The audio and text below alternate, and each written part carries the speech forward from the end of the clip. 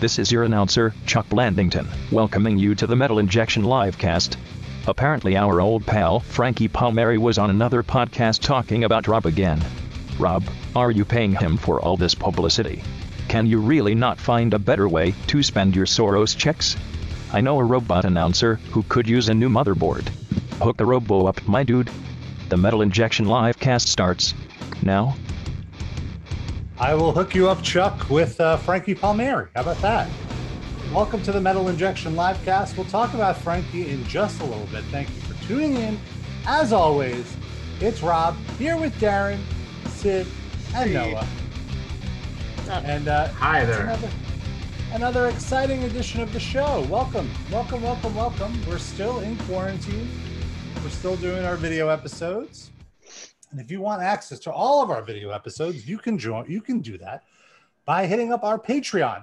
Patreon.com/Metal Injection Livecast. For $5 a month, you get many perks. You get at least one bonus episode a month. You get video access to the weekly livecast episodes. And we've been doing some really fun things. Like this past weekend, we did a patron Zoom chat hangout where the four of us hung out with some of our listeners and viewers, and it was great to see some of you. We saw Jeremy in there. Awful to see. Saw Leroy. I saw Hugo, and I thought I smoked too much, and then I saw how much Hugo was smoking, and I was like, I don't smoke that much compared to Hugo. We saw Jander, who I affectionately refer to as a Yonder. No, erroneously is the word you're looking for. No, it's affectionate. Oh, okay. It's affectionately erroneous. And who else did we have? Am I forgetting anyone? You said Jander. Aha! The one without the video. You got me saying it. Here Goes Nothing was there. Oh yes. Oh yes. So it was really fun. We're going to do it again next month sometime. So that's something to look forward to. And this month's bonus episode, it was a tough one to sit through. Danzig's Veronica. We watched the whole movie and we did a live running commentary on Zoom. Do you know how hard it is to be in your computer chair watching Danzig's directorial debut and not pass out? We did know. The four of us know, and you can know by watching it. We had a really fun time. It came out really funny, but the movie is terrible. Yeah. Right. Any other comments on our Patreon? Well, like with anything else we do on this show, we take horrible content and make it into something enjoyable and funny. That's basically what we do. We're professionals. And if you are watching live, and we are live every Tuesday, 6:30 p.m. Eastern to 8 p.m. Pacific, around that time. Wait, what? Give us 6:30 p.m. Eastern to 8 p.m. Pacific? Yeah, that's right. That's a long-ass We're episode. traveling backwards in time. Time doesn't matter anymore. This is what I was saying before the show. Time anymore. Well, if you're listening live, you can be a part of the show by hitting us up 213-WIDE-NUT.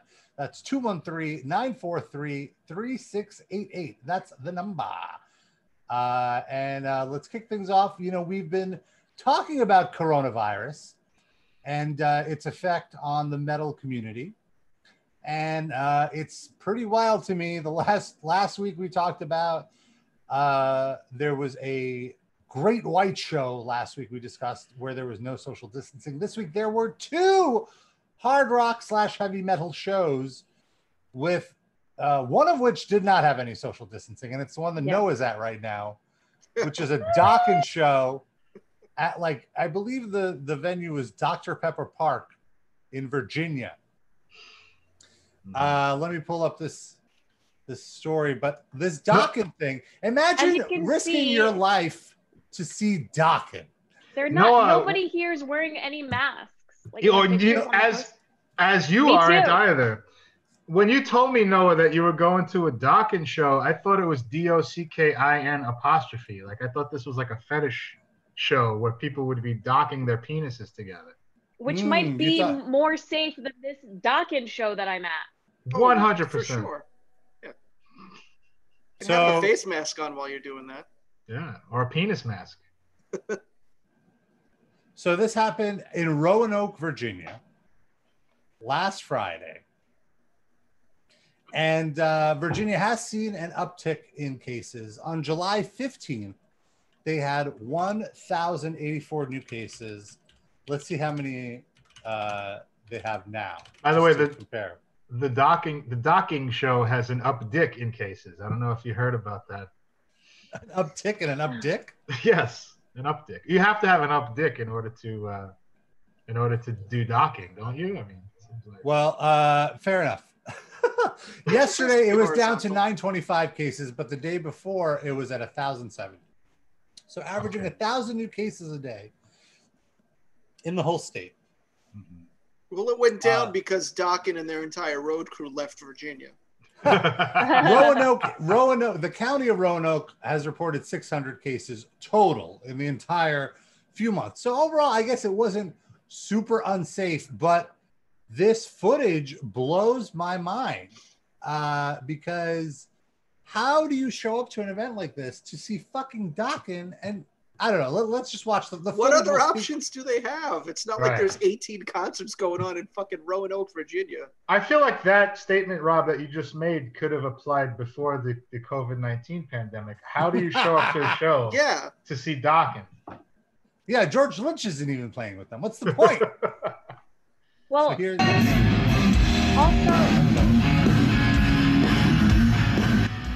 go ahead. No, when it's done playing, I'll do it. But yeah, here, look at all of the. I couldn't believe. Like I was like, all right, maybe it's one person not wearing a mask, but no, it's everyone. Everyone is not wearing a mask. Boy, that audience is sure rocking out, huh? Like, listen to this. Oh my God. This is worth risking your life. I was gonna say, is your internet lagging? No, Noah, his brain activity is lagging.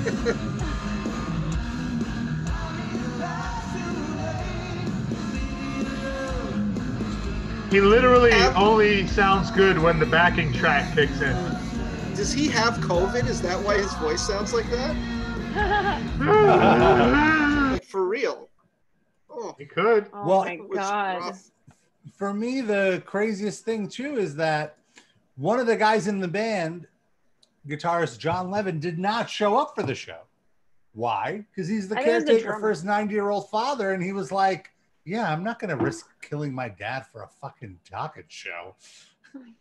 But I mean, at 90, like, he could go tomorrow anyway. Like, go play your show. Well, if he goes tomorrow, then he'll go to do the next show. You know. Don Dockin.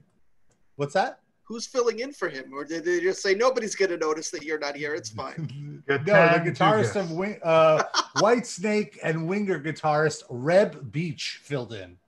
Oh. What? Every word you just said was made up. Reb Beach. What is that? That's not a Marvel villain or something? What happens if Red Beach goes down? Robert Pazzabini? Like, who are we left with here? Who, Vinny Stigma? Like, who are we left with? The Cinderella guitarist. There's plenty of hair bands around. So Don Dockin explained why the guitarist wasn't there. Reb is coming to fill in because John can't go on the road right now. He doesn't feel comfortable with the COVID because his father is 90 and he's the primary caregiver. He said, "Man, if I get COVID and give it to my dad, he'll die." Yeah. That's how it worked. And I said, "I get it, John. I respect you and your father."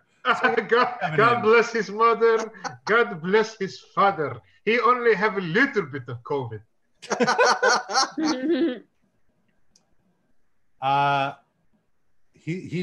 Don Dockin says, "I just told John, let's hope for the best. Let's hope this COVID thing gets better and they come out with a vaccine. Until then, if you don't feel comfortable getting on a plane, then don't."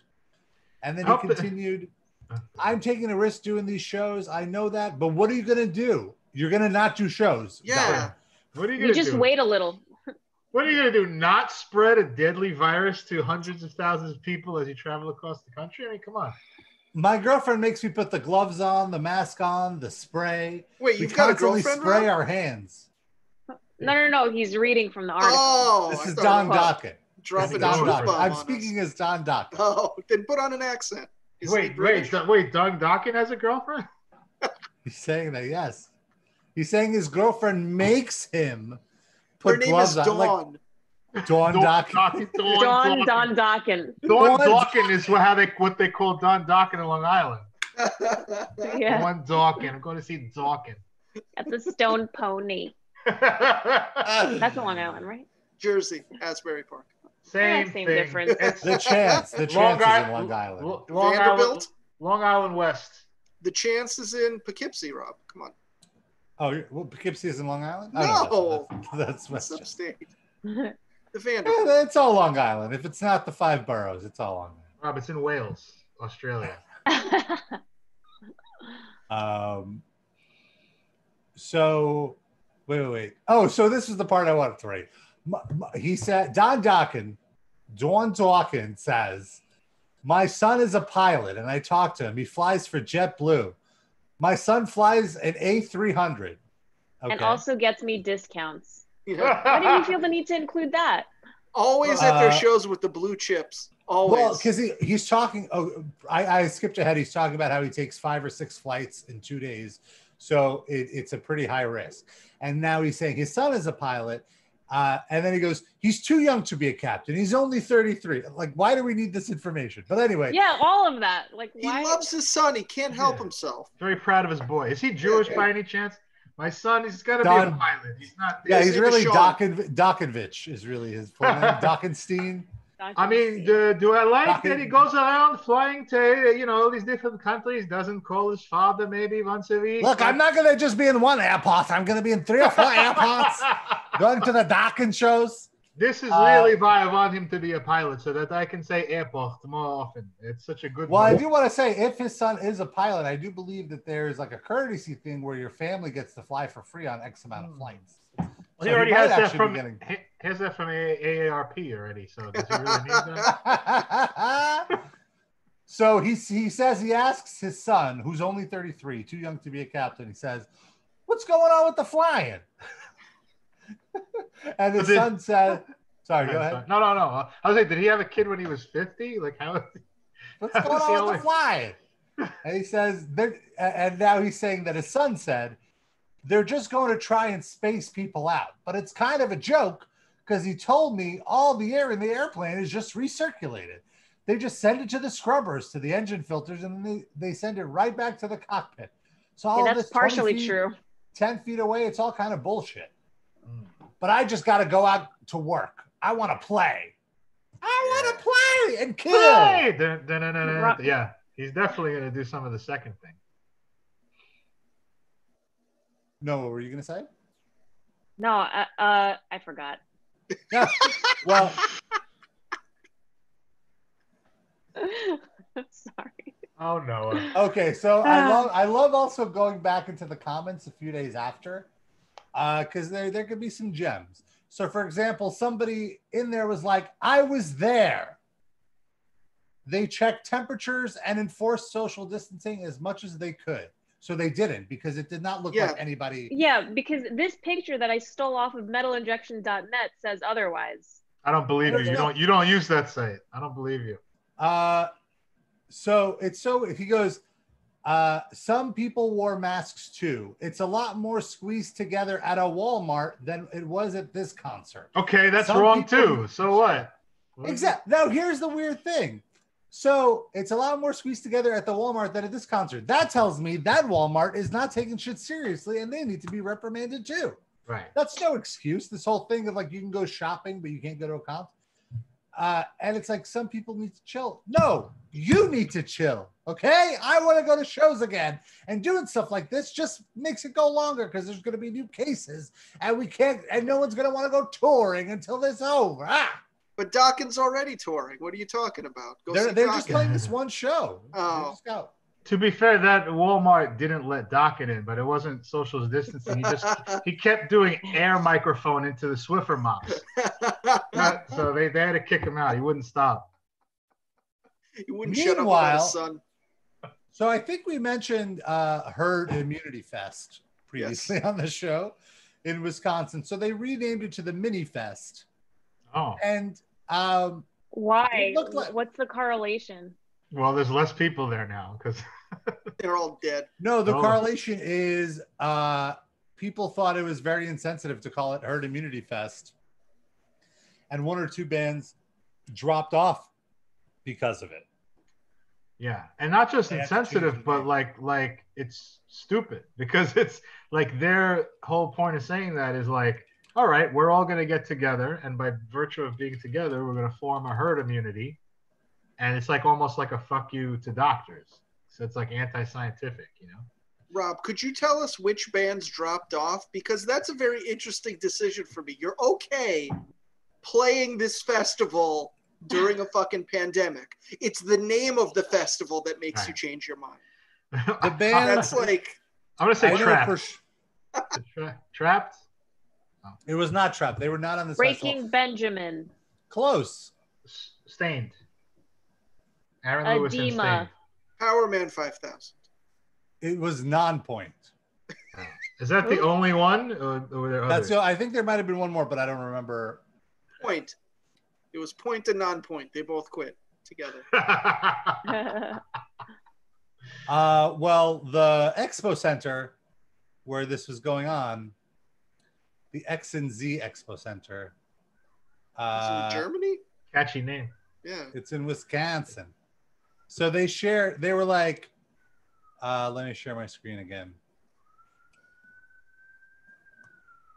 So they. Oh, Q and Z, not X and Z. Oh, sorry. Because Static X is up there. Yeah. So they shared these photos of like, see, look, they're social distancing. This is from the festival. Okay. There's like 18 Can you imagine seeing Static X in a lawn chair? Just sitting in it's like, oh my God, they're getting so many mosquito bites. Yeah, I'd rather be in a lawn chair than have to stand and watch that awful band. Like, I mean, really. And also, I love the passive aggressive media bashing here. Just a couple of pictures to share. Things are going great. People are being very respectful. Bet all the BS media won't be writing stories about this. Yeah, they won't because no one cares about this fest at all. Like, it's not because of the COVID thing. If anything, that's the only reason they would write about it. It's because you dumbasses are having a festival during this. Notice the social distancing proving that live music can be done during times like these. Hell yeah. That's how I want to see a show. Fuck yeah. No masks, baby. And then they all... Do they have any other shows coming up that we can promote? Wait. Can you go back to that photo you just passed of that green field? What was that? Oh, this was them saying how clean it is. Look at that. Thank you to everyone who attended. No, that's where they buried everybody that got sick during this concert. It's going to be a cemetery, yeah. It's like a potter's field of unmarked graves. There's like those pictures below it are just all the people that were digging during the, like in real time. And then they just also jumped in. We have a caller. Perhaps this is one of the people that attended Herd Immunity Fest. Caller, are you there? No, they're gone. They just got the COVID. That's right. They died from coronavirus. 213 Wide Nut. That's the phone number. It's 213-943-3688. They used their last corona-inflicted breaths to dial 213 Wide Nut. It's admirable. Sad, but admirable. Yeah, I'll take it. Their last thought was, wait, what is N? All right, where's the N on here? What's the, all right. The U is an 8, I think. Who does this anymore with the letters? One other thing I do want to mention on our weekly live gig Corona updates that I'm enjoying doing with you guys.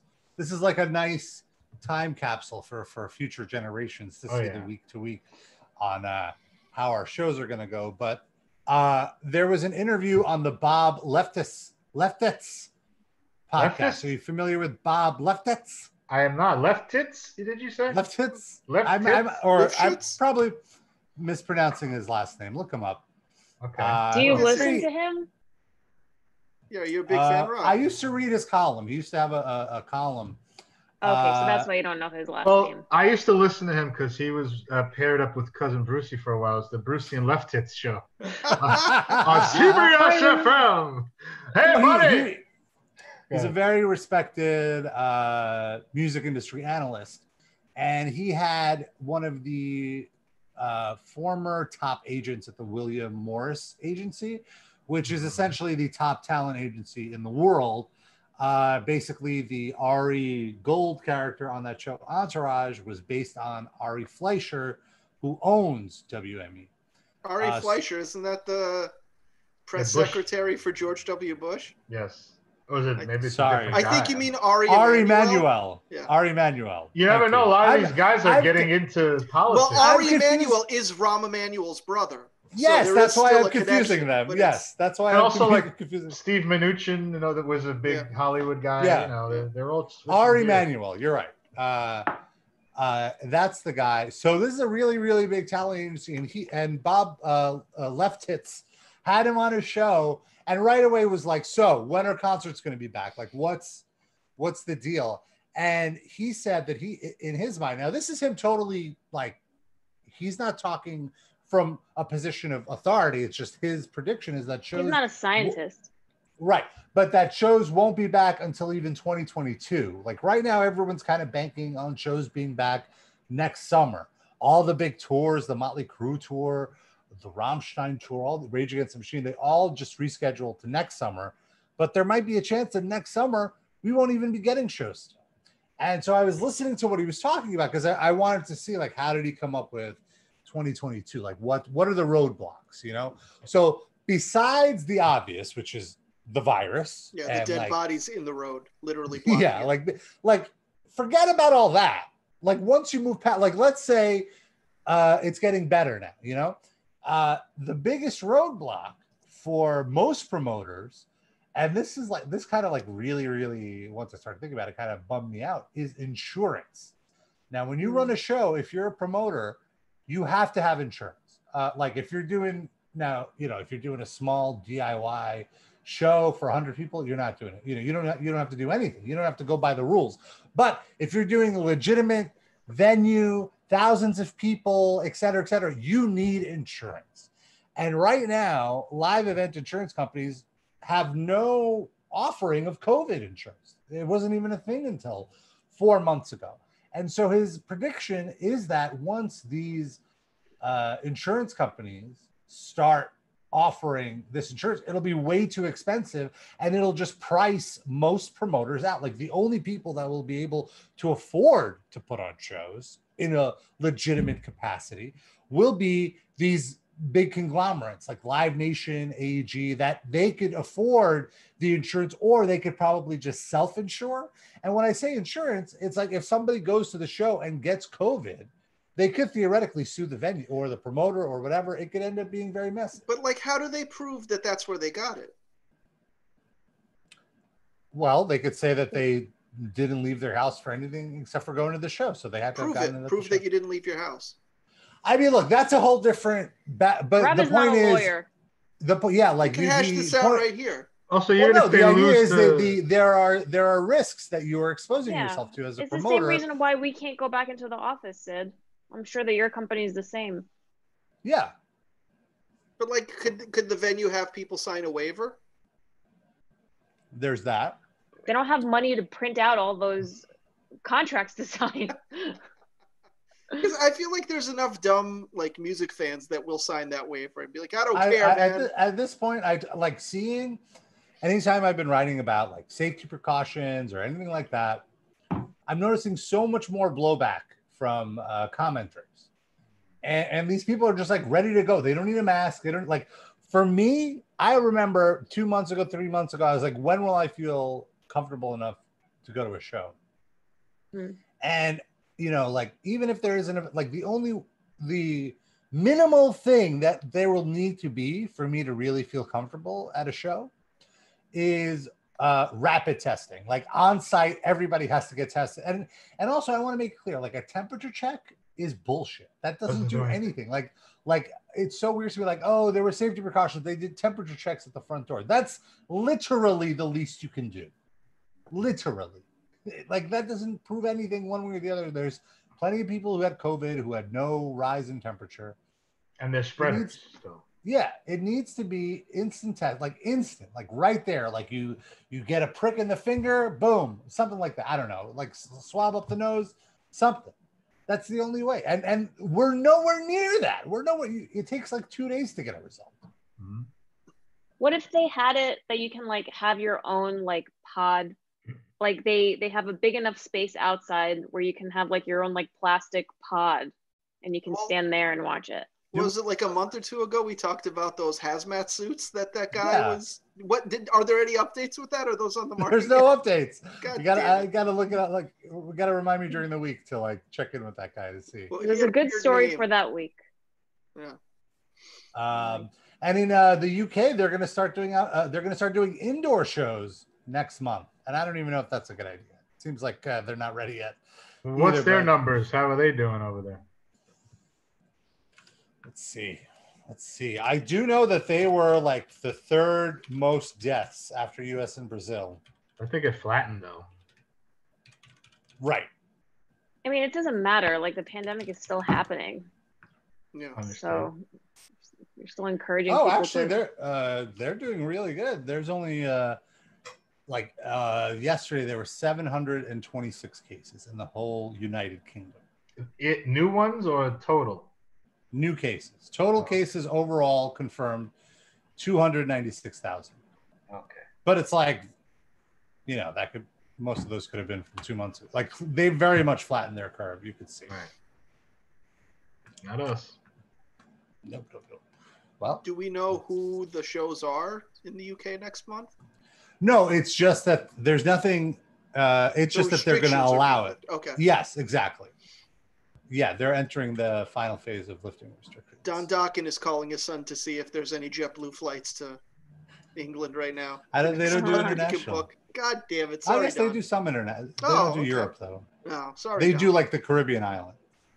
I do think for sure that there will be touring in Europe way before there's touring in the US, or because like their response is so much further ahead of what's going on here, and it really bums me out. But you know what doesn't bum me out, folks? What's that? July 25th, this weekend, marks the 40th anniversary of AC/DC's landmark album, Back in Black. And as part of the ongoing, Back in Black! Better. I have to say it the proper way. That wasn't bad. And didn't you know I had to hold my ear too, just to make sure I got the note. So did the audience. Well, as part of the ongoing celebration, the band has released a brand new line of merchandise to commemorate the occasion. They have all sorts of swag available, like the Back in Black Frisbee, bandana, blanket. And there's t-shirts, cups, vinyl collections. You can get Back in Black LPs.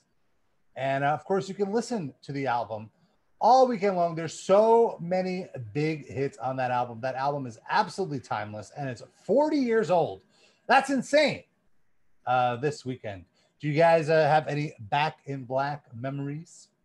You mean like, Back in Black, the one that you just screeched into all of our ears is awesome. Yeah. I remember getting in trouble. I remember getting in trouble in elementary school for wearing an AC/DC t-shirt and feeling really cool about it. Oh, yeah. I don't know if it was Back in Black. Wow, really? What did they say to you? Well, it was Angus Young with like a pitchfork, and at the end of it was bra and panties. It was like a cartoon, and I wore that to like my 5th grade class. To your 5th grade class? Yeah. Jesus Christ. I got in trouble. But it felt cool. So all the hit, Rock and Roll Ain't Noise Pollution, You Shook Me All Night Long. Let me put my love into you. Giving a dog a bone. Yeah. I like that Thrill. Like seriously, every song I feel is like a single. What do you do for money, honey? Back in Black. Get into it. Darren, by the way, I really like your Antifa shirt. Oh, thank you. Antifa Anthrax. Very nice. I get it. I didn't know you noticed. I just noticed it. Also, I wanted to know you were doing some research for the show. Mm-hmm. Very important research. On your favorite website, lambgoat.com. Mm-hmm. And you found something really very interesting. So,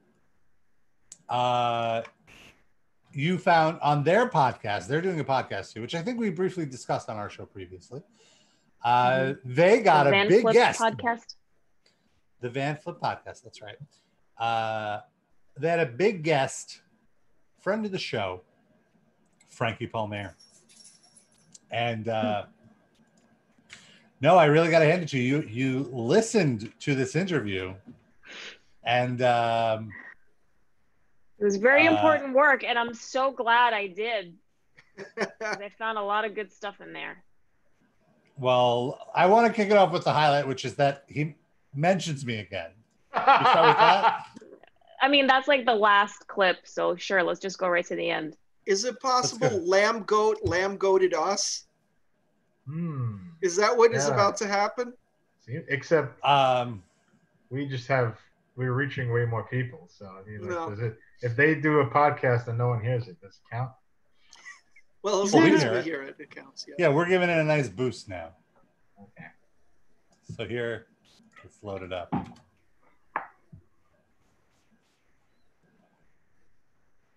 Oh, there's going to be an ad. Son of a bitch. Son of a bitch. We get paid for this? We don't No, get but paid they for it. do. Hmm. Oh, well. It's a fine podcast. All right. Oh, that Rob is trying to hide it. They won't get our ad revenue. Robert Pesbani? Posbani from Metal Injection. Or whatever. Okay, yeah. Oh, hold on. Oh, hold on. Wait. Let's go back. Go back. Josh, Go about back. that. So he- metal course. Hold I try to just, like, hold on. So last time he was saying it wrong. Now someone says it wrong and he corrects him. Yes. What does that mean? But okay. So I guess because we skipped the beginning, but Rob will play it anyway. They're taking listener questions. Oh, someone Submissions. asked him about Rob then? Mhm. So yeah, if you want to play, you could hear it. Yeah, I It went was back. one of on it. our- Let's see. It's one of our Way of listeners. thinking, yeah. You know, for myself, really, not for anyone else. You know. True, yeah. Well, you Also, got can we to start say putting more that stuff on the vision board. for some reason during this interview, the footage of Frankie, he's like looking off to the left, like staring into the wall and not into the camera? He For doesn't know some where the reason, camera like- is. The whole time. Is that like, Well- because the way the layout is, one of the interviewers' screens is on the right and he's looking to the right. So did they tell Frankie to look to the left because that's like the aesthetic? No, they here's what want? I think. What I think is both Alex, who is the interviewer on the right, Okay. and Frankie both have desktop computers and webcams that are separate from where their monitor is. So they're looking at their monitor, but the webcam is But positioned can't they in a way move where- the webcam? I'm Okay, with you. Rob, I'm gonna disprove your point because maybe I shouldn't, but I will. Oh no. I've watched a couple of videos of Frankie doing podcasts and interviews looking for stuff, and in all of them he's facing the wall. It's just like his Oh, thing. okay. Maybe he's just very shy. He's shy. Maybe he cares so little about this podcast that he's doing another podcast at the same time, and he's facing towards that one on his other computer. Noah, they never ask him about it. It's never brought up on the in the interview. Rob, can I No. ask you a favor? Rob, it was just my birthday. I want you to do me a favor as a belated birthday gift. Uh-oh. Book Frankie Palmieri on our show. Have him zoom in, and if he is still facing to the left, looking into the wall, we can ask him what the fuck is going on, and then end the interview right there. Sure. No, we do. Okay. Okay, two things. First, we ask him why he's looking at the wall. Then we ask him if there's a glass casket reunion anytime soon. Then we end the interview. How about this guy is also facing to the right? Is this like an artistic choice or something? He kind Another- of turns around throughout the interview. Oh, Other he just host, Lurk, happens to be there. or whatever his name is. I don't know. Did you say Alex. Lurch? Lurch? No, Who's the let's guy in not the make middle? fun of Alex. I'm not making fun. I didn't. I thought she said Lurch for real. I did too. So here we go. Lurk. Board and all that other kind of thing, and just stay more positive, Yeah, for sure. This one, does Josh get paid more money in Imgur than he was Okay, in this is a Danza quick in the Glass answer. Cloud? I can't speak on that. I just want to say, Noah, you watched an hour 19 of this? Bless your heart. Possibly. I don't know. I never asked him. So you have to talk to Josh about that. Those metalcore salaries. Yeah, I figured so. Opinion on Robert Pasbani? Pasbani from Metal Injection. Or Oh, Okay, yeah. You hear that snort? He snorted. He snorted. Robert I just wanna Pasbani. say- I think that was me. Sounded like him. His just- face looked like he's obscured in shadow, but he looked like he was laughing. Look at how he has his face in his hands. He's like, oh God, here we I can't go. believe he's still getting this question. I love that this is like part of the Frankie Palmieri mythos now. Like that our feud is just like forever with him. Yep. Like Do we You're think like, this question was submitted by a fan of our show? It has to be. I Which sure one of hope you so. did this? Which Yeah, one of you if- did this? Yeah. Speak If it up. was somebody's listening, please let us know. I mean, look, I think the chances are very high, but I feel my feud with Frankie Palmieri transcends the show. Yeah. Well, you're like a hydrogen and an oxygen atom now. Like you're just like bonded together in some way that you can never. You're the one that makes seltzer. What is it? Carbon and H2O or something? Sure. Yes. All right, I'm so looking forward to this. I avoided watching this because I wanted to react in real time. I'm so excited. Why did he has a picture of his Conrad. waifu up there? I'm sorry. Go ahead. You're excited. Play it. Yeah, everybody. The awkward interview. Wait, let's go back a little. Possibly. I don't know. I never asked him. So you have to talk to Josh about that. Those metalcore salaries. Yeah, I figured so. Opinion on Robert Pasbani? Pasbani from Metal Injection. Or Oh, Right. Okay, yeah. That's my business comrade. Yeah, everybody. The awkward video interview, I guess. I don't know. I guess there's no bad blood there. True story. The first time I was ever near him, and I don't think Rob remembers this at all, was at a You glass definitely casket remember show. now, don't you, Rob? I mean, I remember him telling the story constantly. That's what I remember. He's obsessed with you. Yeah. He does not I forget. love how he thinks this is such a significant story. Like, He thinks about. I think he's trying. You think in a way he's trying to like passive aggressively dunk on you, like, yeah, he was just some jerk off selling water. Like he thinks he's a big shot. Is that what he's? no, he's not telling that story. He's telling the. Oh, the glass. All right, yeah. The big shot that I didn't even know. I agree that it's a passive aggressive thing that I didn't even know who the members in Glass Casket were. I think that's what he's Okay, like you're knocking. But whatever. Let's hear what he Wait, hold on. Sorry, go ahead. CV. So we originally heard this story because when I was listening to it, I thought, oh, we already listened to this. He originally told this story on his own podcast, Yes. which we heard. And he was talking. Do you remember who he was talking to? It was like the guitarist. of- Candiria. Yeah. Candiria, I believe. 'Cause Candiria, then also that's the right. temple came up, and he Yes. went to the Candiria guitarist went Yeah. to the old punk venue, the temple. All right, so let's Can hear I? this. Can I Glass also? Casket. I just want to set the scene for the people listening on audio.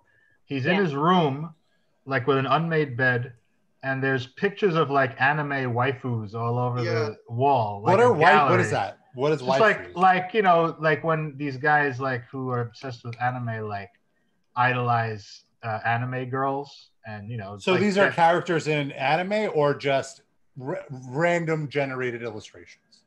I don't know what these Oh, you don't specific ones are, but they definitely anime girls. Okay. Plastered everywhere. And then one giant cartoon drawing of him too.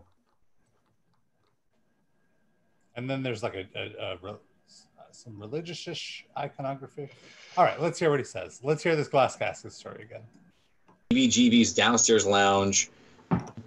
He came up to me and asked me if I was in Glass Casket, and I was like, I looked at him like all sideways. I'm like 17 or 18 at the time. I'm like, no, like what the fuck are you talking about?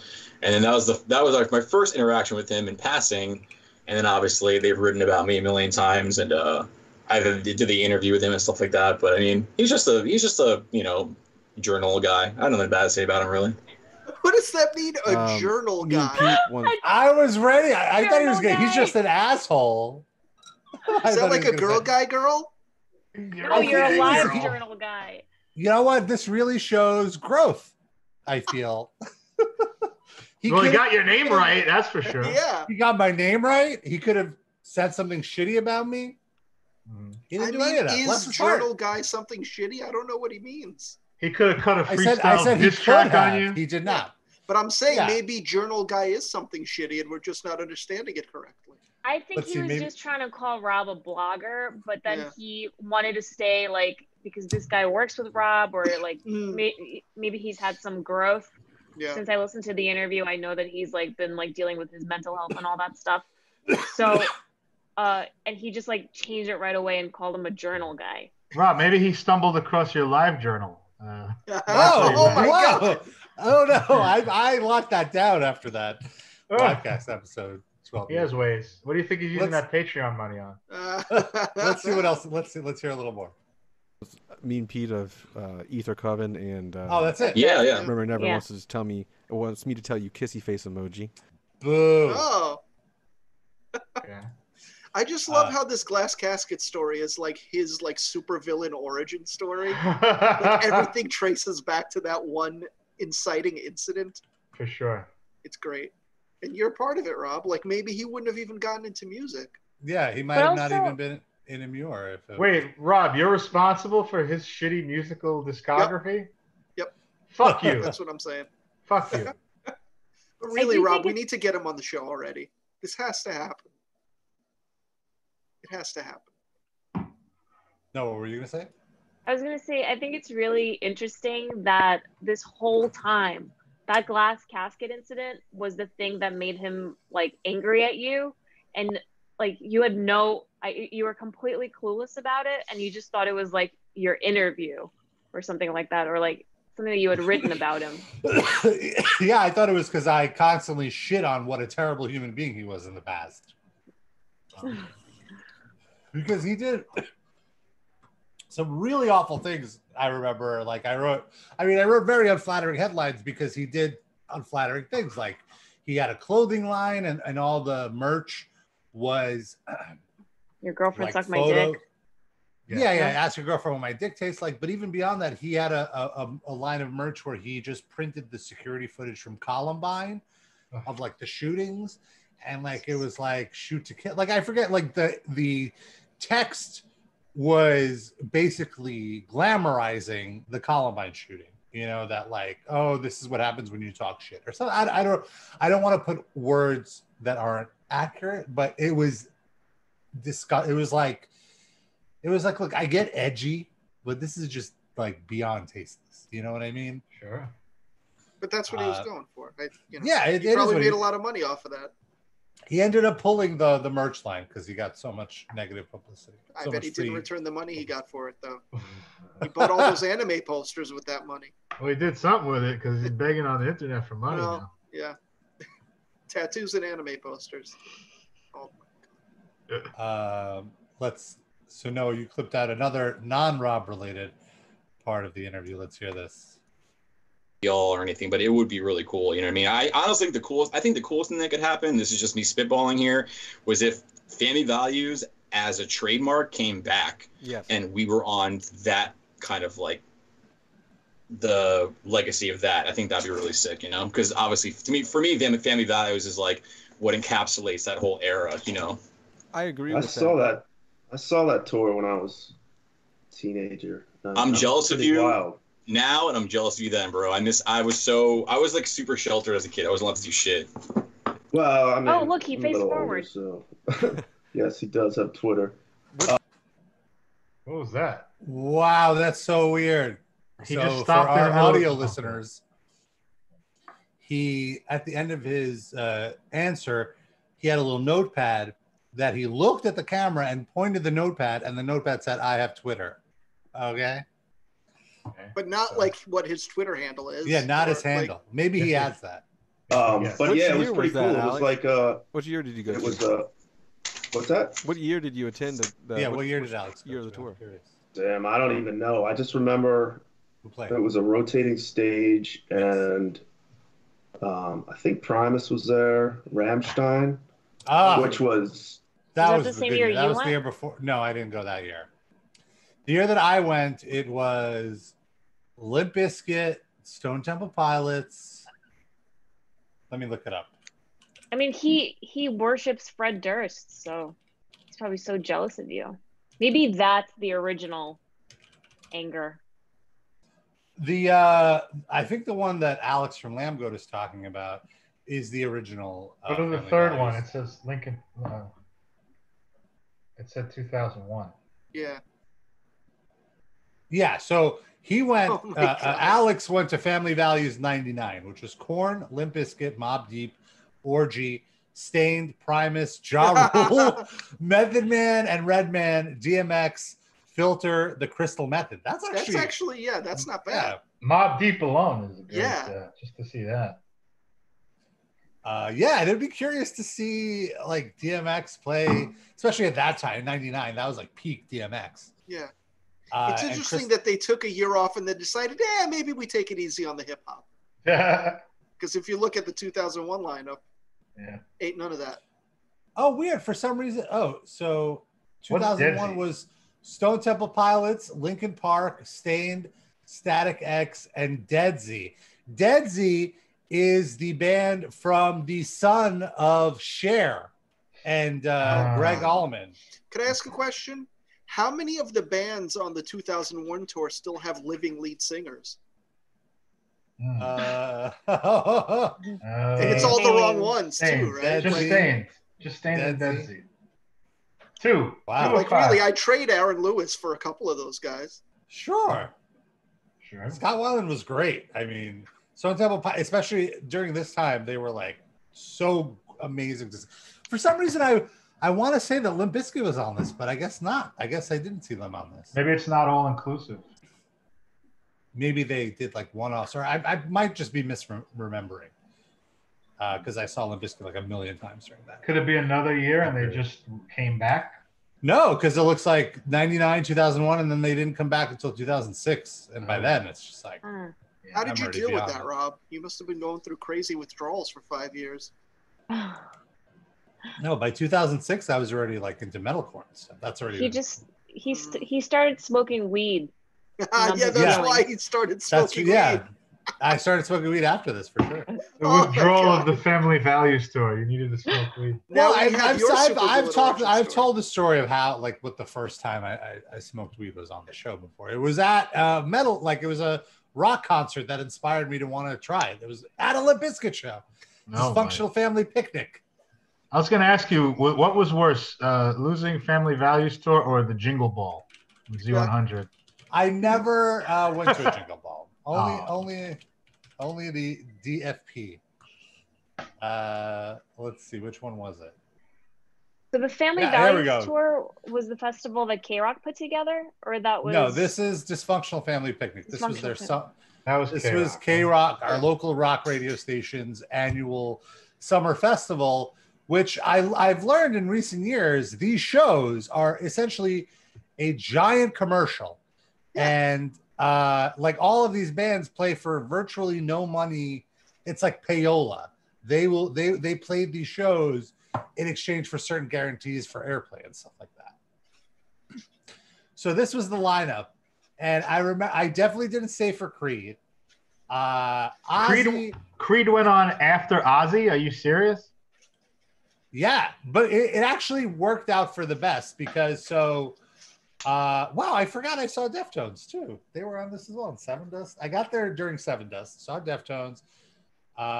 Wait, no, this Disturbed was on this as well. I thought. Anyway, I'm going all over the place. Point being, June 23rd, 2000 was the first day I smoked pot because there was somebody smoking during like, I don't know, Deftones or Godsmack or whatever. And I was like, oh, all these people are cool. They think weed's cool. Maybe I should try weed. And That it was your cool. whole thought? You had never been thinking about it before that, leading up to it, and maybe not trying No, again? I was like super straight. I was like, I don't need drugs to have a to have a great time. I smoked Boy, weed, were I you believe, wrong. before I got drunk even. Wait, before I ever was got it drunk. your weed or did you take it from the guy while you were watching Godsmack? I didn't Remember? actually smoke at the festival. After the festival, my friend who I was with, we went to his house because he had weed, and we smoked it after the I show. remember that night because I actually got arrested while that was happening. I don't know if you got arrested, but you may have gotten a call from my mother because I didn't tell her where I was, and she freaked out, calling all of my friends. I think Oh, I do man. remember. I remember that actually. Not maybe it wasn't that incident. I remember her calling me at least once. I think. That was just like Really? a you up though. No. Oh, shit. She She's wanted a- to break off a piece. She's a lovely, lovely, faithful woman. No, stop. So yeah, I don't think the family values one that I went to is the one that Frankie wanted to go to. He probably wanted to go to the one that Alex went to. Do we want to hear a little more here about his mental health? Sure. Yeah. Please.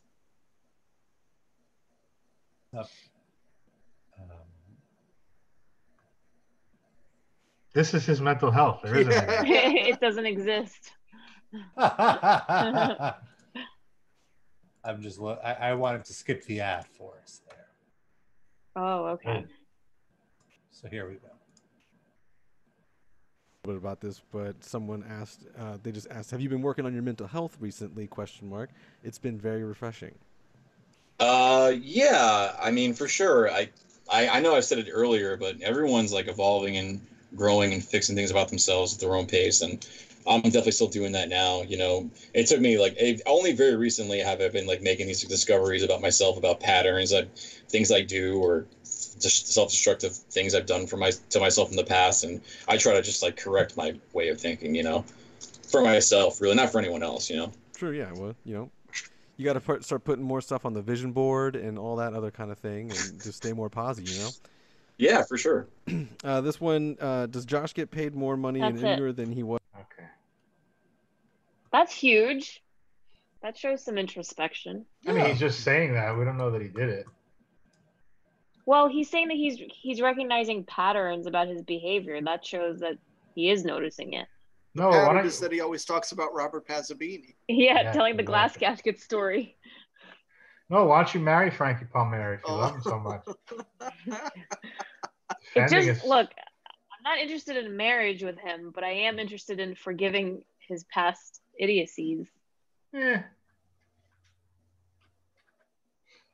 I think he needs to come on the show and we could Yeah. like decide if he's forgiven or not. We'll welcome him with open arms on this Yeah. program, for sure. Sid just said that he was gonna ask him one question and hang up on him. Two questions. 2 questions.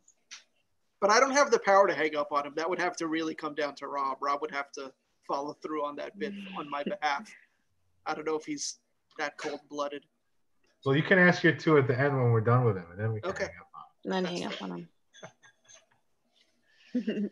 Did any of you get like depressed by quarantine or anything? Like, and I don't want to say depressed because that's insulting to people who have like real clinical depression. But like, did you feel it affect your mood at all? Yes.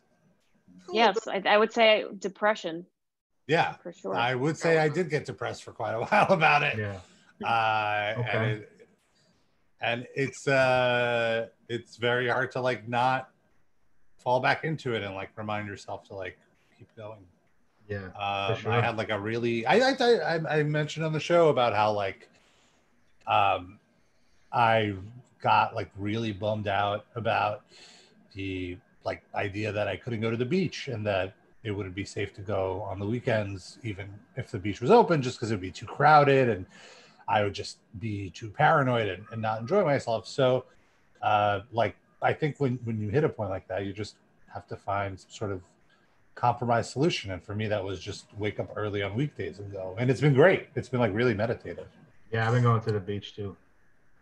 Which one are you going to? Me or Rob? I go to Coney Island. Well, we both go to Coney Island, I think. Yeah, No I go like meetups, right though? by What's I it? think at different No times. meetups? No, he haven't met up yet. But he goes way too early in the morning. You don't Like, cross each other in the ocean as you swim by? I haven't been there earlier than. Well, I have gone a couple of times early, I will say. But I'm looking for like a good alternative for like 3 or 4 because that's when I really want to be there. but it's just Yeah, way you too can't. crowded. Yeah. And I showed Rob. I don't know if I did. I don't remember if I put it in our group chat for this show, but I explored Garrison Beach to see if it would maybe it's so out of the way and like maybe it's a little more viable for like a late afternoon. Nope, it was packed to the gills, no masks anywhere. Yeah, that's full on Trump country for Brooklyn. I saw two enormous. I took a picture of two enormous Trump banners that people had put at their beach, like their settlement site on the beach, which I like bigger than 4 people. I have to say though, if you're at the beach and you want to enforce social distancing, that's a good way to do it in Brooklyn. Like just put that up. No one's gonna want to come near you. So that might have except been the a false Garrison flag. Beach. Right? Garrison is it? Beach. I mean, I feel like they'll come over right up to you and start coughing on you. Yeah. Garrison Beach is the south of Brooklyn. Yes. Literally. But it's like I thought that beach is like for that community. It's like a gated community, isn't it? Oh, you're thinking of Seagate maybe. Oh, I'm thinking of Seagate. Yeah. Garrison is wide open. It's a little out of the way though, so it kind of functions as a gated community. We need a gate to keep them away from us. Jeez. The other way Garrison around. is where Nick grew up, right, Rob? Yeah. That's where I smoked weed for the first time. Yeah, if you're not from New York, Garrison Beach is like it's like aesthetically really nice. Like you walk around, there's a lot of nice it's like a little seaside community, little houses. But once you interact with the people, it's just horrible. It's just horrible. It's like every kind of Goomba, like Brooklyn stereotype, oh, I'm walking here, that kind of person. It's a very affluent. It's a literal swamp. But it's an affluent neighborhood. It's like all these guys that have been like plumbers and electricians and they have like really good pensions and stuff. I don't know affluent like a mansion, but it's like very comfortable people like that. Yeah, you're being very generous. I get low class people with lots of money, with a good amount of money that live comfortably. Okay, sorry, sir. Whenever I went there, I'd always get like a strong like Deliverance vibe. It's like, who are these people? Where do they come from? What are these? Because like I've How are we in the same borough? The more like white trashy part of it, where like the houses are like these tiny bungalows. It's like how do people live like this? What? That's the swamp that I'm talking about. Yeah, like Darren, you're it's talking about the like outer edges of Garrison, which are nice. It has like those Brooklyn houses, like Nick's house was pretty nice. It wasn't. Where's the swamp area? It's like by the power plant. Yeah, it's like a nuclear plant. It's like further down into Garrison, like past Avenue, like Z, like past, like even further in, and then you kind of go off Garrison to the right. I don't know, and it's like literally you're in Louisiana. It feels like you're on swampland. It's like walking one block off the boardwalk at Atlantic City, and all of a sudden you're in a time warp, and it's like terrifying. Never again. I've only been in that area like once or twice myself, and it is the most frightening part. It was like the one point in my experimentation with drugs where I was like, you know what? Maybe I'm going down the wrong path here. I don't want to. I need to get out of here. This is trouble. So you didn't need to avoid drugs. You need to avoid Garrison Beach. Right. Well, that's what I'm saying. Like, if I keep hanging out in Garrison Beach, I'm going to get offered something that I'm going to regret taking the next day or whatever. So I can't hang out here. But now we know you don't regret taking any drugs ever. Except for the heroin.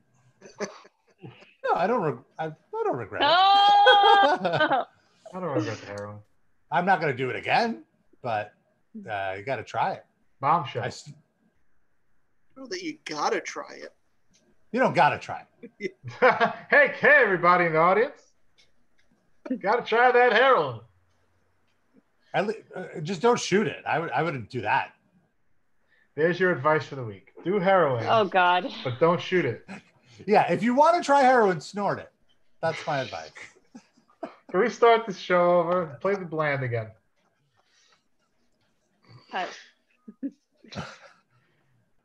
Don't do heroin. How about that? Is that better advice?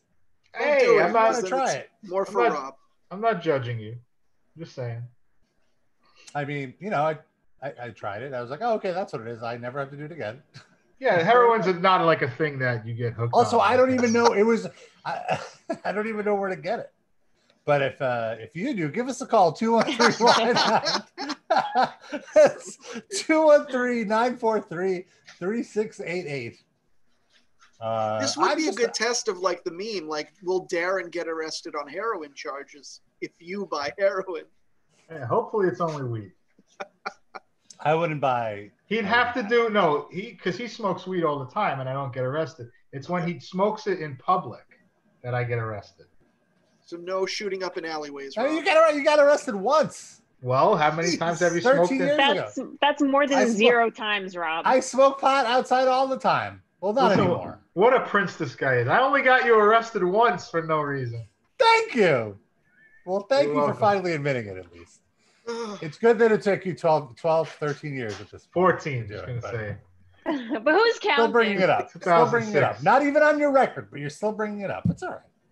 Not on my record because I had to watch a fucking 45-minute video about how weed leads to heroin overdosing. Yeah, but look, here we are now. I should have made you watch Veronica. Talking about how you did heroin. Oh. We're not talking about that at all. I'd rather do heroin than watch Veronica. Similar experience. I think I saw the same review on the DVD cover. that was Roger Ebert that said that. Yeah. He killed himself so that he wouldn't have to watch Veronica. He escaped life. He escaped this mortal coil without having seen Veronica. Smart. But you're right, Sid. It is kind of similar because I was on the nod within like 30 minutes of that movie. That's right.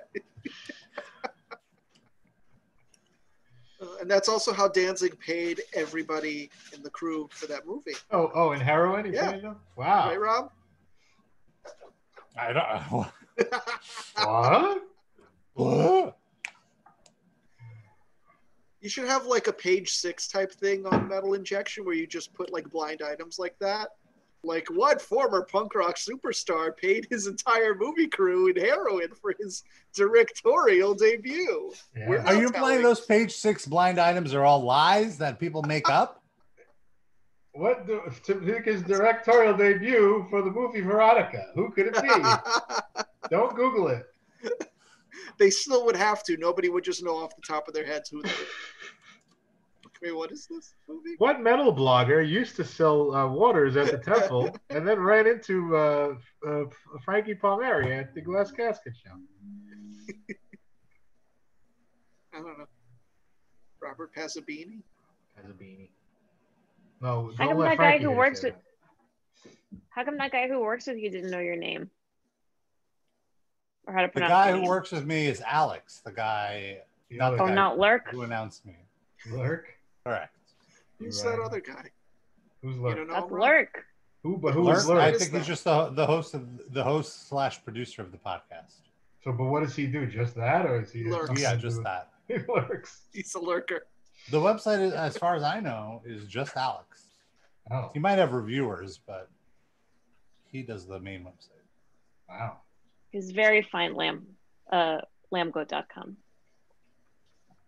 Very fine website. Yeah, The I enjoy best. it. Should we do a What is it? crossover episode? Call him up, Rob. Right. Right now. See what he's doing. It's like the second episode we planned out here so far in this show. We're not even done yet. From now on, we're just going to do director's commentary on the Lamb Goat podcast. That's our new format. Yes. I was going to say our new format is planning future episodes during the show. It's a teaser. We call that a teaser. Just for 90 minutes, just plan what we're going to do next. But things that we never actually will do.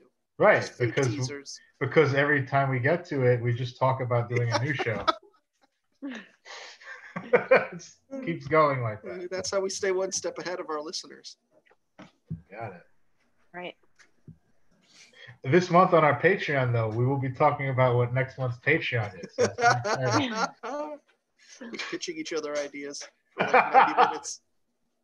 We should do like point a camera at ourselves when we do that and actually my put that God. on as a bonus episode, like planning things out.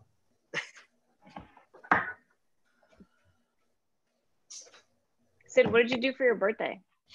Well, yesterday, speaking of bad pandemic ideas, we actually drove out to Long Island. We both took the day off of work. That We is a had terrible Alive. idea.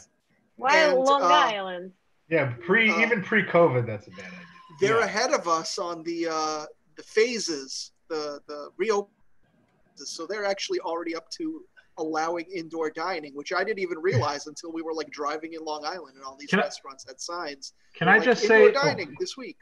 Go ahead. I just want to say, I don't know necessarily I'd use the term ahead of us on that score. I feel like that kind of puts them behind us.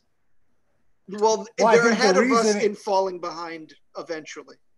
There's a math to it. I think it's based on the amount of the percentage of positive cases to amount of tests, and I think it's low enough. It has to be like under, like way under 1%. So would that be like because they're more sparsely populated? Is that why? Because it seems like that's even more Trump country than here, you know? Right. Yeah, exactly. They're not as on top of each other there. So in general, there's been a few hotspots, but for the most part, Long Island really hasn't felt the coronavirus because there's plenty of space there. So I think that's why it's safer to do the indoor. Plus, I mean, it's not like it was packed, right? Like, no, when we came in, there was tell us the whole experience. Yeah. Where did you go? Come on. It was a seafood place in some part of Long Island that I had never heard of before, but it was only like, 50 minutes away from my apartment. So it was a pretty quick drive. How did you pick this place? My cousin recommended it. My cousin. Cousin Diana? No, Irina. Irina. Irinachka knows that you like seafood and was like, you have to go check out the seafood place, or she was saying you should go check it out now while in quarantine? No, we were texting back and forth on my birthday. She was wishing me a happy birthday and asking what I'm doing for my birthday. And I told her we're going to go to some seafood place in Long Island. We haven't picked a place yet. She's like, oh, actually, I went to one last year that was really good. Here's the information. So I was like, all right, sure. So you were craving some seafood. Yeah, sure. It's the summertime. Got all the fishes and the crustaceans hanging out. You got to kill them and eat them. That's what they're there for. So we went to this place, and there was indoor and outdoor dining. There were more people outside, but I always prefer indoor. It was like almost 100 degrees out, so I didn't really feel like sitting out. And like honestly, that morning, if you had asked me if I'd be comfortable eating indoors anywhere, I would have said no. But then when presented with the option, she's like, well, it's been like 4 months since I've done this. Like, fuck it, let's go for it. It's too hot outside. I don't want to sit outside. So there was the option to sit outside. Yes. But we just was this place, the indoors, was there like a lot of windows, like a huge open door? Because you're not really supposed to see you indoors yet. In Long Island, apparently it's allowed. There was it's allowed in Long Island. Yeah, it's in the city proper that you're not allowed to do indoor dining. You were not by a window. I was docking. They played the parking lot, I heard. He was the one that made the lobster bisque. But no, like when we came in, there was like in the entire inside, there was only one other table that had people. And it was like a few tables away from us. A couple more people showed up as we ate, but still not close enough that I felt uncomfortable. The waiters all had face masks and gloves. Like it seemed fine. Like when we sat down, the table was like still moist from having just been wiped down and stuff. And we got some grilled octopus. I got some fried shrimp. Very nice. But no lobster. This place was a lobster joint. You got no lobster. No. Not even a lobster tail. It's like shrimp, but bigger. Are you not a lobster guy, Sid? Oh, I'm definitely a lobster guy. But it was lunch. I didn't want to spend crazy money. Like that shit's expensive. It's your birthday. You're not spending the money. Even still, I felt like some good fried shrimp, and that's what we did. Deuterino asks, did Alex Shkolnick bust the tables? Oh, I mean, they were all wearing face masks, so I can't say definitively no, it wasn't Alex Shkolnick. It wasn't. Alex Shkolnick isn't a waiter. He's an accomplished musician. Let's kill this meme that I just brought Why can't he be both, Rob? What are you saying? Musicians aren't talented enough to wait tables? No, if you're skilled enough, Rob, you could do it full time. That's what I'm saying. Sid, were the waiters, did your like flatulence penetrate the mask that they were wearing? Do you know if it protected them from your toxic gas? I don't think I farted during the meal. I definitely after, but not during. I think I was. Did you use the bathroom? No. This is the Wow, best good time. for The you. best time to fart is now. Everyone's got their nose and mouth closed. Now, what about silverware? I realized, was it just like finger foods, or like how was it a paper cup that you were served, a plastic cup? The water was in a plastic cup with a top, so disposable, obviously. The silverware was still metal silverware. Well, But touch that with a 10-foot pole. I only had to use that very briefly for the octopus to cut up the octopus. I would say plastic silverware, or I'm leaving. I don't know if plastic. Bring I your guess own. if it's a serrated knife, it would still have been good enough to cut through the octopus, probably. Yeah, bring your own is fine, but I wouldn't have thought that far Yeah. ahead. Like, I'm not used to this type of thing, so. Well, here's your tip. Get Bring used your to own it. silverware. Yeah, it's not going anywhere. What about the Gonna be like plate? this for What a about the long plate, time. though? The plate would also The plates they gave were paper, like Okay, good, like thick, like cardboardy, like paper plates. Gotcha. I wonder what fancy places do, like, though. You know, they serve you a nice They're steak. closed. Well, some of them have to be open if Long Yeah. Island's letting them open, right? I'm sure they'll jump at the chance. Yeah, And I'm even the ones that sure- are only open for outdoor dining still have to serve the food on something. Yeah. Well, also, I guess they could. Well, regardless of the virus or not, the silverware does get cleaned Yeah. between. Yeah. I guess they're still I've- touched.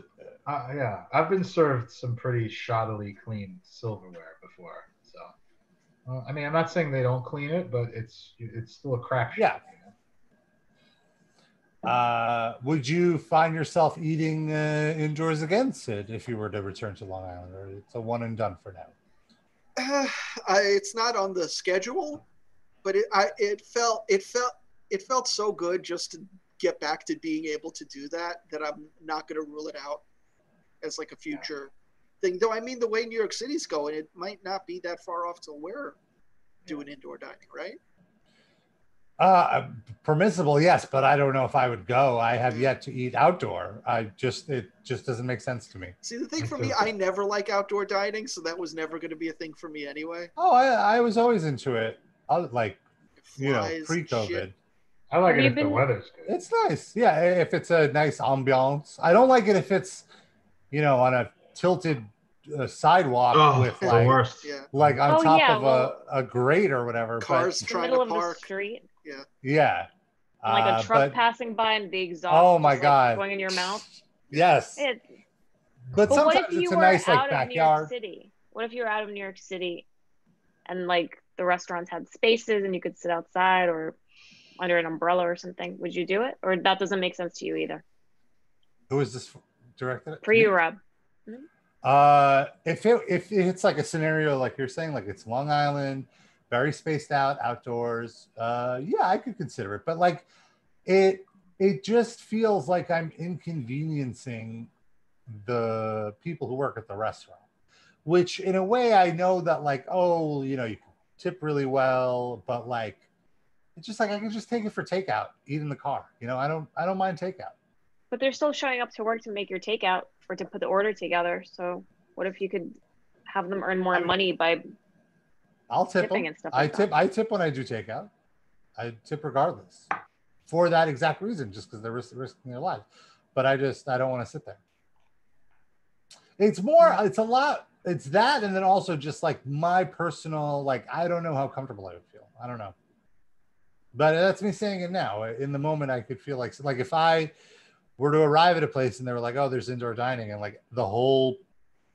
Not that I would be with the whole party, but let's just say for the sake of this example, there's other people and they would want to go. Yeah, sure. I guess I would do it, but I wouldn't go out of my way. Mm. Yeah. How about you, Noah? Have you done outdoor dining? Yeah, I have. That's fine.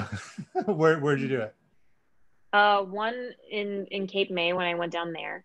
Oh But, so there's like a street and it's kind of busy and they have like bar and grills and stuff and like people were sitting outside and it was a little too crowded. It was a crowded main street and then people were sitting under an awning and like the tables were not far apart from each other. So I didn't feel comfortable eating in that scenario. We just found restaurants that were like off the beaten path and had a lot of like outside space. So like I'm fine with that. And then just like near my dad by upstate New York, there are places, and from what I understand, because I'm very curious to know if like or do waiters want to be at work? Like, is this and if anyone's listening and has to go to work now during the pandemic, I'd love to know like how you feel about it, because I guess for me, I'd love to go back to work, but I'm in a closed building and I don't want to take the subway. So I wonder if like waiters who can actually drive to work, how they feel about it. And most of I think how they feel about it is they ultimately don't want to, but they need money, so that's why they do want to. I think if like the government was offering assistance, they would not be going to work. But because the government is not, they're like, yes, I want to do it because I need money. There was one person I spoke to, and he was like, I'm just bored. So he was fine coming to work part-time. Was that Alex Skolnick? No. He has the, people should have the option. Is what I'm saying. Alex should have the option. Yeah, he'd rather wait tables than tour with Testament right now. Well, why can't you say the same thing about Dokken then? They could stay at home, but the guy wants to play. Mm-hmm. So he wants to get away from waiting tables. I don't understand. How does that relate to what I'm saying? Why can't the guy in Dokken have an option? Because he's putting other people's lives at risk. The waiter is not. Right.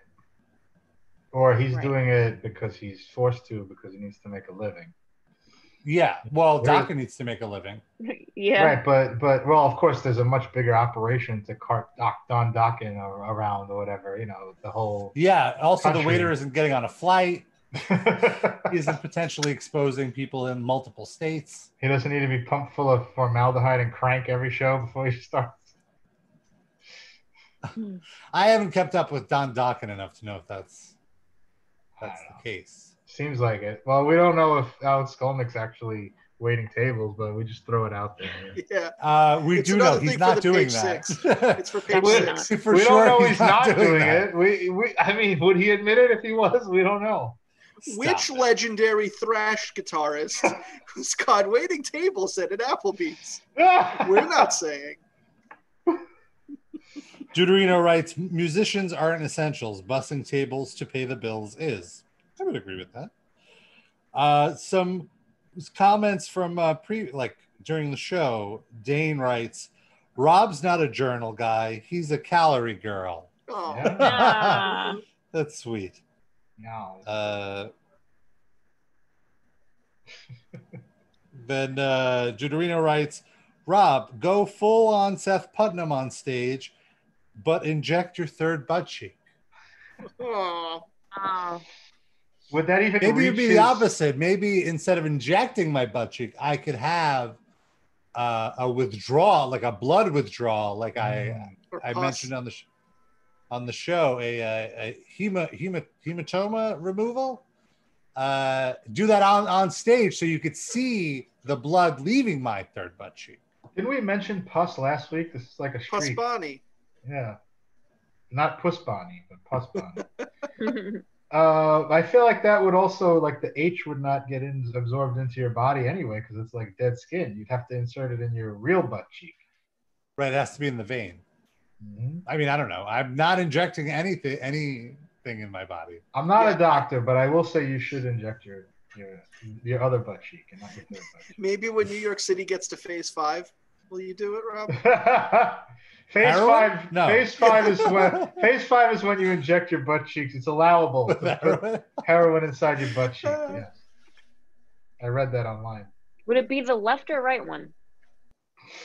It is my right butt cheek that is pumped with a third one, with an additional butt cheek. It's afflicted with so you would be the Alex, not the Frankie Palmieri or Lurk.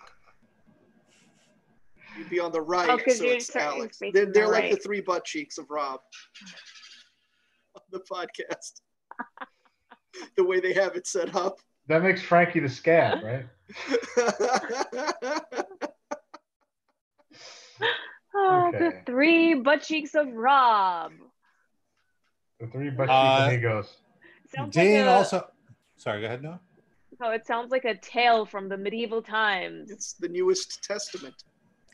Gather round, children, and I will tell you the tale of a man with 3 butt cheeks. What? I'm just. It's really like I'm from Mars. Me and that woman from Total Recall. Oh, Right. Oh, that's right. We're from the same gene pool. Her deformity was much more marketable, though. Sadly for you. Who you calling deformed? Yeah, he's like the guy that goes, what are you doing showing your face in here? And Arnold Schwarzenegger goes, look who's talking. What a great movie. It's a classic. Sid Dane asks, when you were eating at that seafood restaurant, was Anvil playing in the back of the venue playing for soup again? They were in a little canoe in the water, just pulling up to the people that were doing the outdoor dining, asking for tips. Yeah. It's very sad. People Someone threw could've- bread rolls at them. Someone should have thrown a literal anvil into the canoe. Yes. Solve their problems.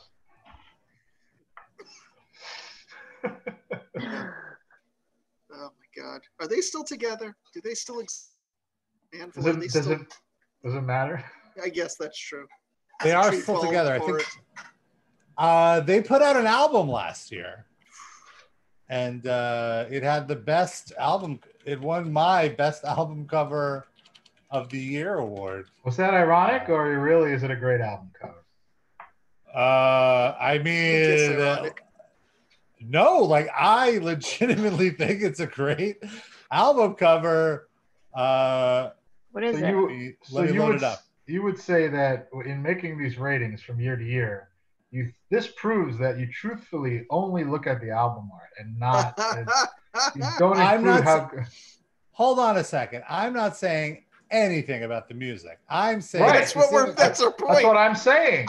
You do not. I'm not look judging at the music for this particular award. The music isn't Oh. judged. I just said Listen. that. I was giving you praise for being objective and focusing Yes. only on the album art. Yeah, that's why he doesn't listen to music anymore. Here it is. Oh my god. Oh my God. Look at that. The album is called Legal at Last, and it is an angel. Wait, I is that an assume it ode had- to the underage girl on there, or I to was gonna Reed? say, About to yeah. say. Well, Could be that's taken a good several question. ways. So it is an angel in the clouds, where I assume it's heaven, and she is holding a piece, and the piece is in fact a anvil-shaped bong, and I know it's a bong because there's water inside this anvil-shaped bong, and the pipe of the anvil-shaped bong is lit. We don't know how it got lit. It is still lit, even though there's no one holding a lighter to it, and the angel has just taken a hit. Are we sure this is heaven? I feel like this would be my hell to go and have to smoke a clear anvil-shaped bong while dressed as an angel with the wings that look like they're made out of. I can't believe it's not butter. Yeah. You could have that heaven. And she looks miserable. Feels like She's she's like, about She to does cough. look miserable. That is true. Like, why isn't she enjoying herself? You know. Exactly. You're in heaven. You're smoking an anvil-shaped bong. Maybe she has to hang out with Anvil all day. Like she's their guardian angel. I like that. I actually didn't even embed a song. I was just like, look, the album art is great. You're sticking to your objectivity. This is not an award about music. Well, it's purely read the art. headline. Read what the headline was for this post, Rob. It's Screw the Music. New Anvil album art makes it the album of the year. So you didn't Oh. even give it album cover of the year. You gave You're it right. album of the year. Album of the year in October. I decided. That's That's how Hilarious. much. That's how much I sincerely love this album art. Yeah. I considered getting a tattoo. I'm sure they loved getting that Google alert. Yeah. They I'm sure certainly- they know what a Google alert is. We've got good news and bad news, guys. It was like one of their nephews called them up. Oh, boy. oh man, they just put out a music video for the title track. Is it on beta? Look at this thumbnail. That Oh, they picked. Look at that thumbnail. This is the best. AFM Records. I hope you guys got good value on your investment. Well, you got an ad going here. And that thumbnail is kind of on brand for them, though, I will say. He looks like... Hey. So far, so good.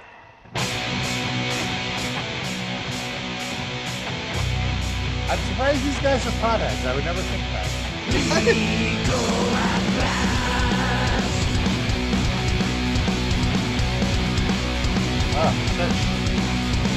Now's the time to pick up the pace. Now we'll make an ever face. Complexities yet to be seen. Change rules of society. We take responsibility. Is it what it should have been? Like the thing about Anvil that I think It sounds like a kid's song. The thing about Anvil that's inspiring is they literally prove that anyone can do this. Like quite literally anybody. Like these lyrics, these drum beats. I like how focused this engineer is. Is he working on a different song? Like, your ass better focus if you're trying to make that sound good. It should have been not just like the past. Legal at last. oh my God. Legal at last. Now you take your medicine. All a big financial win. Government is in delight. Oh, it's a little political too. Find a cure for cancer. We're looking for the answer. Let's hope we've done it right. Wait, hold on, pause it. Are we? Done it right. Can you pause it? I can't. I may have heard wrong. Did he say that Anvil was looking for the cure for cancer? I mean, Well, the Lyrics? human it's a race. more useful pursuit than making new music. I was gonna say I don't mean to Sure. be depressing, but I feel like we might not be in for a cure for cancer if that's who's on the case. What if the premise is that they are the cause of cancer? So What if they if stop they're the making one- music, maybe cancer will go away. Yeah. Well, good news. They're actually on the coronavirus task force that Donald Trump has put together. So they're on the Yeah. job. Would you be I'm- surprised if they were? No, it would be a step up from Mike Pence. Yeah, they're just clueless dolts that might Yeah, want at to least do they it. acknowledge that science exists. Right. They just might not do it, but Mike Pence is actively working to make people sick. So. Okay. Scroll let's down. analyze- It's Let's verse analyze 2. these lyrics. Oh. Let's go to verse. Let's just do verse 1 first before we go to verse 2. These first few lines is nothing. Now it's Right. time to pick up the pace. Now we'll make it about face. Uh-huh. Complexity is yet to be seen. Change the rules of society. Like what? These are Isn't just it- words. Isn't it like saying two different things? Pick up the pace and then, oh, wait a minute, let's make an about face. Like we started off going Yeah. the wrong direction. That's the only thing he could find to rhyme with pace. Come on. That makes no We sense. take responsibility. Is it what it should have been? What is it? Is it what it Is it Their is career. it what it Wrong should have song. been? It should have been. What is how does he define it in this context? You know? Their Okay. career. Not just like the past, not just like the past, legal at last, legal at last. I'm guessing weed being illegal is that what it should have been, or should it have been legal all along, man? Yeah, but the whole first right. verse doesn't kind of really comport with that, though. Yeah. Okay, so now you take your medicine, I guess because it's legal. Yeah. All a big financial win. Government is in delight. They On are? the tax rep. Yeah, I guess. Yeah, Find a cure for cancer. We're looking for the answer. We Anvil are looking for Let's the hope answer. we've done it right. Oh, you're right. Okay, Anvil think they found the cure. Why are they putting out music? Go get They this to gotta the let people authorities. know. In their basement, they've somehow in a beaker somewhere come up with the cure for cancer. May not be right. We have to hope it's right. But I there's a love that there's a chance. refrain. How tragic is it though that like they thought, okay, we've got the cure for cancer. How do we let the world know? Oh, we'll write a song about it. Everyone will hear that, right? Yeah. Realize that like nobody listens to their music, so we'll never know. I feel like they could have also been a little more confident in their, because they're saying he didn't have to stick in that line about "we hope we got it right." Yeah. Just project positivity. Just say we got it right. We got the cure for cancer and it's right. That would be how I would rewrite that. Let's go. Verse 3, we didn't get to this audio, but we could assume they say it's recreational. Profits are sensational. Okay, that's good. This is like a Dr. Seuss book. It really, money to be made. Give me doctors good advice. Just another human vice. Yeah. That the government's okayed. Okayed. It's okay. Okay. One fish, two fish, pot fish, cancer fish. I don't know. Look, they say it's recreational. Profits are sensational. Money to be made. There's a line missing here, right? That should be like, right? Money to be made. No, Rob, I know. I don't blame you for not listening to the song, but it goes. Regulation it's to recreational. Profits are sensational. Money to be made. And then it goes, give me doctor's good advice. Just another human vice that the government's okayed. So it's 1 2 1 1 2. You can't even keep up with this fucking rhyming structure. It's way past your fucking. Don't you know meters, Rob? Yeah. Get out of here.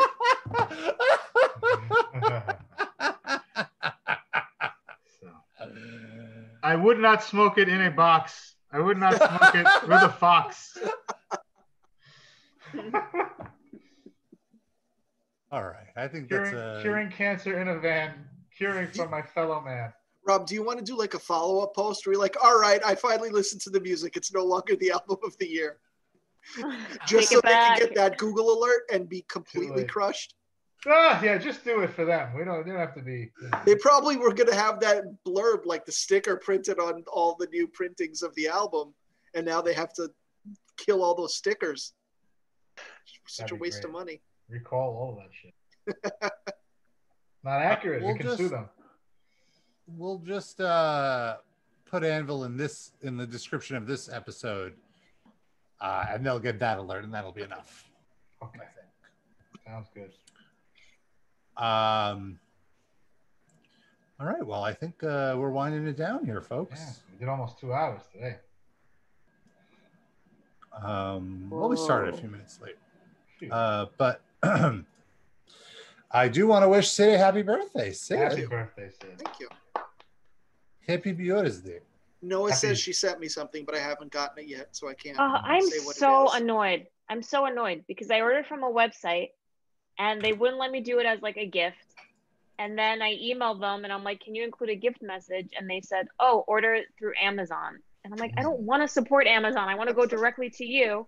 And then they sent me another email that it's going to take 10 business days to prepare it. And then like another 7 business days to ship it. So it'll reach you by your next birthday. Is this like a boob cake or something? What did you order me? Jeez, I hope not. You're not that far off. Oh, no. Sid, you're the big 4-0, correct? 4-1. 4-1. Oh, Yes. okay. What? Sorry. Yeah. I thought you were 40 now. Okay. I've Wow. done been 40. So you're the second person to turn 40 on this show. 2 more to go. Yeah, we're not that far off. Hope you get there. Yeah. Whoa, dark. All the heroin use, Rob, we're worried about you. Yeah. I did one time like 12 years ago. I don't even. So reckless. I'll Rob. tell the story one time. Noah with her COVID trips to New Jersey. Mm-hmm. I'm really, if I didn't do it that one time, I might be a heroin addict. I will say, just because I romanticized it so much to myself that I needed to do it to realize like, oh, it's just bullshit. So wait, if you hadn't have done it, you'd be addicted to it? How does that Well, work? I'm saying the experience that I had was enough to satisfy the craving and also not make me want to do it again. Wouldn't you have had that experience the first time, no matter what, anyway? Well, also it was just based on how other people were reacting to it. Because, well, without going into too much detail, this was not like a pre-planned thing, like, oh, we're going to do this tonight. I very much had to be coerced into it, in the sense that it was a night of drinking, and then somebody was like, what do we do now? And then someone else was like, let's do heroin. And then this person we were with, who is not typically in our circle, and who you would never expect to be the person to respond this way, goes, do you want to? And then the person who was joking was like, yes, let's do it. And it was like, I don't know. But it was also this person's birthday, so it was like, oh, I don't want to be rude. I don't want to be rude, but not doing heroin. Yeah. Come on. And so I later learned that the provider of the heroin had the week prior saw their best friend overdose. No. And so I learned this later. We went to go get it from the dealer where this person and their friend were when the friend overdosed. And so then we went and did it. And so, like I said, I snorted it, but the person who acquired it shot it up, and seeing them was like, wow, this is insane. Like, this person lit a cigarette, took one drag, and then almost lit the entire place on fire because they passed out, and it was just like hanging, and it was like, hey, you can't handle it. Yeah. It kind of ruined my buzz a little because I had to play babysitter. It was a little rude, but like I said, it's like, oh, I don't need to be in these scenarios. I don't need this. This isn't, pot is enough. Pot and shrooms more than enough. Those heroin addicts are always ruining people's heroin experiences. It really sucks. Yeah, it really ruins the buzz. And then and then I did eventually also vomit. So that was another like, oh yeah, well, what fun is this? I'm glad that we extracted all the details of this story, even though you were very reluctant to give them. Yeah. Well, he didn't narc on them or anything. Yeah, I don't want to mention any story. Names. What are the odds that this story and your previous My Only Time in Garrettson Beach story are actually the same story? Oh!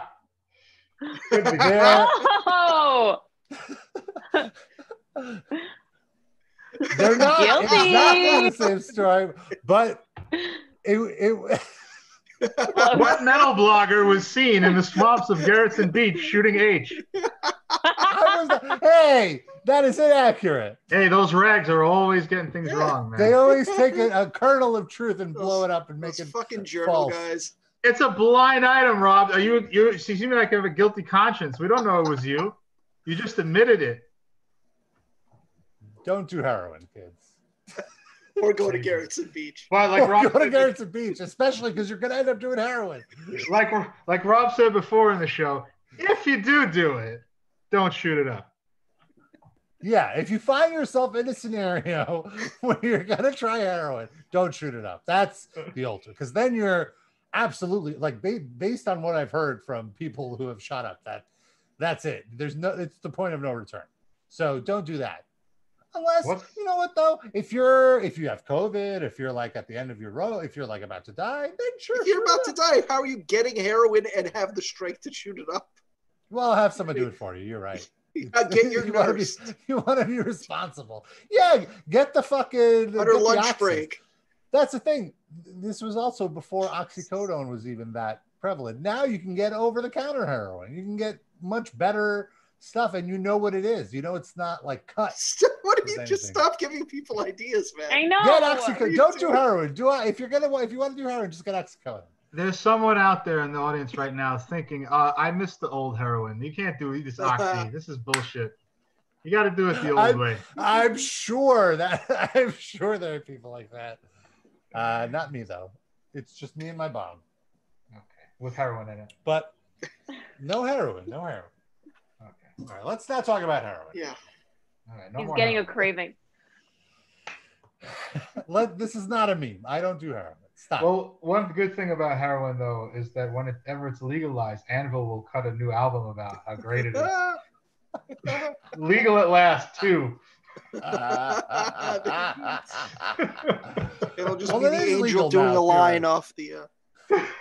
Again, oxycodone is heroin. It's legal. So. You hear that, Anvil? Let's go. Get cracking. The next album, Legal at Last 2, is that same angel in like a trap house, you know, like with a arm out, anvil-shaped needle in the arm. That's fantastic. How do you draw an anvil-shaped needle? I'll figure it out. Yeah, leave it to the artist. Yeah. All right. Well, before we go, you know, it's an important moment. Got to leave, got to say goodbye for now. I gotta say goodbye to all of our top livecast fans of the week. These are fans that donated $10 or more on our Patreon, patreon.com/metalinjectionlivecast. And, you know, the entry-level Patreon is $5 to get the bonus episodes. For $10, you get a shout-out at the end of the show, which is this part right here. And I'm going to do these all with a Russian accent. Do it with a Russian accent. Rob, Yes. speak louder so that the I'm going world to do can it with hear a you. Russian accent for you. All right. You know what? Let me just lower the... First time anyone said those words to Rob. Be louder. Eric, call your mother. Rabaganush, a.k.a. Justin, call your mother. Blah. Benjamin, call your mother. El Duderino, call your mother. Can I just Dan say R. some of these people's moms are probably dead, and this is going to be very triggering for Yeah. them. But go on, go on. Don't do Dan heroin. R. Go visit your father. Kettle decaf, don't do heroin. Mindy Mayer Skippa, go to the synagogue. Croc destroyer, stop destroying crocs. Sam, I is. Call your mother. Gender. That's it. Blender. Massachusetts. Call your mother in French. LaCroix. Oh, LaCroix was also in our chat, by the way, last week. Yes. Call your mother. The crustacean sensation, aka God Stomper. Call your children. Stop stumping the goods. Ash Bozliov. Call Mama Bozliov. Delis. Call your mother. Robo Vampiro. Vampiro. Vampiro. Shane. Call Diedushka. Hugo likes tacos. Hugo, ask your mother, does she like tacos? And finally, hey guys, it's Josh. Call Rebecca Moore, Josh. Don't do that. Imagine You if should that have was been his like- mother. You should have said Etta Josh. Это Josh. Привет, человеки. Это Josh. Yes. Ugh. Somehow it sounds worse in Russian. Привет, человеки. It's like the Good Morning Vietnam. Yeah. Ugh. That's great. All right, it's time to get out of here. Let's dance. See you next week. It ain't smart to leave a track, 'cause I'll find it when I'm back. Those sweat stains. It ain't smart to leave a track, 'cause I'll find it when I'm back. Okay. Damn.